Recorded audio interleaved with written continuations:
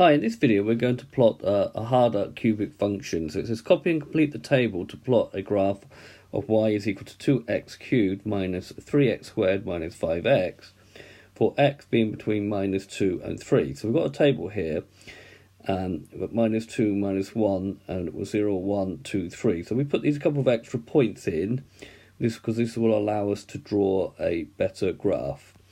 So we've got y is 2x cubed minus 3x squared minus 5x. Now here we're going to have to work out 2 times minus 2 cubed.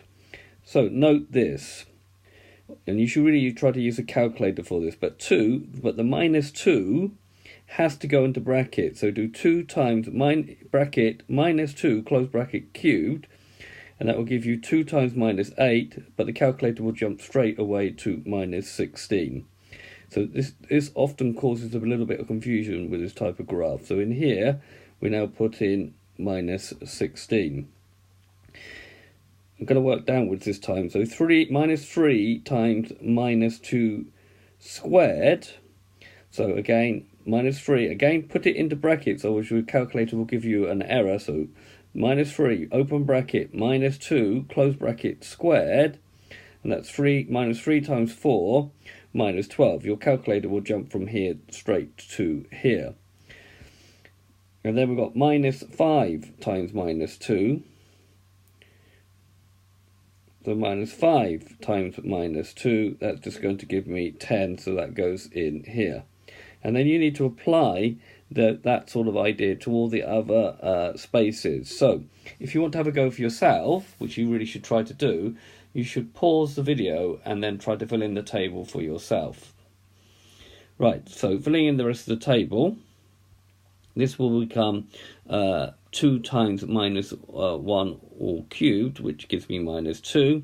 This will be minus 3 times minus 1 squared, which is minus 3. And this will be minus 1 times minus 5, which gives you 5. We'll leave this one out for the moment because it's a fraction.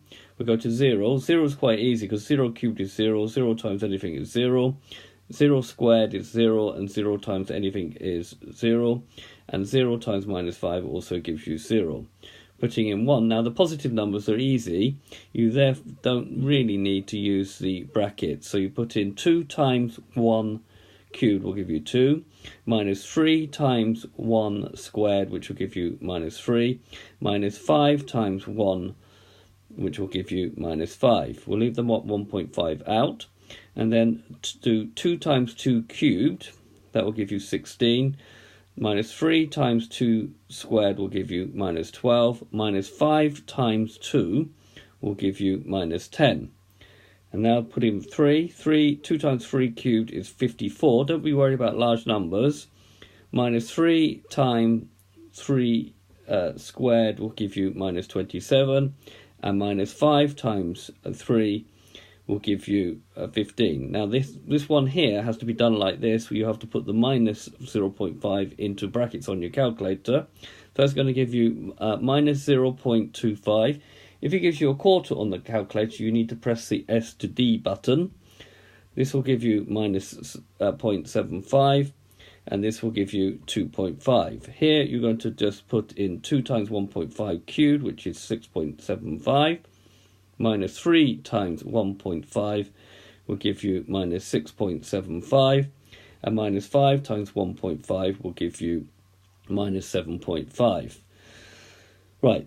Now, the purpose of these bits here in green, these three here, is to do the working out to find the actual y coordinate. So we add these together. So if we add these together, we're going to get minus 18, taking into account the sign. And all we're doing is adding. We're going to get 0 here. Again, with the decimal, we can do that 1.5. This is obviously 0. This is going to be minus 6. And this one will be minus 7.5, this will be minus 6, and this one here will be 12. So, having done this bit in the middle we no longer need. We just need the x and the y coordinate. So we plot the minus 2, minus 18, minus 1, 0, minus 0.5, 1.5, 0, 0, 1 minus 6, 1.5 minus 7.5, 2 minus 6, 3, 12 will give me those points. Now, you can use the table function in the normal Casio calculator like I've just told you in a previous video, but you need to be able to do this method as well. So you might have to use the calculator to do this method as well. Right, so writing those out, and then these are the points that we plot. Right, so we have to draw a suitable set of axes. In the exam, you might be given the axes. So this is going to be my x-axis. I'm going to have 2 squares equal to 1. And then on my y-axis, in order to fit it in, just one small square represents 1. So one of those very small squares here represents 1.